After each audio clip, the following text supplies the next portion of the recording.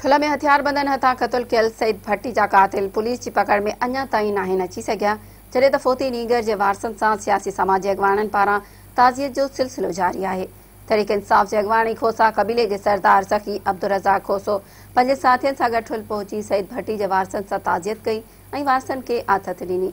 सरदार अब्दुल रज़ाक खोसो ताज़ियत करण खोसा इत्तेहाद जे सूबाई सदर शफ़ी मोहम्मद खोसो जे आजियाणे बाद प्रेस कॉन्फ्रेंस कंदे चयो त ठुल तालके में बदअमनी जूं वारदातूं वधी वयूं आहिनि।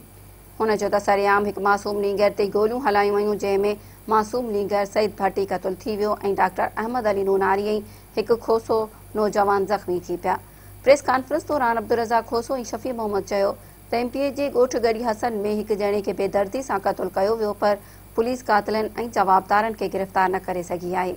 हुननि चयो त सिंध में तहरीक इंसाफ़ जे वफ़ाक़ी वज़ीरनि जी नथी हले, हिते पीपी जी हुकूमत आहे, हिते असांजे चवण ते को सिपाही बदिली नथो थिए।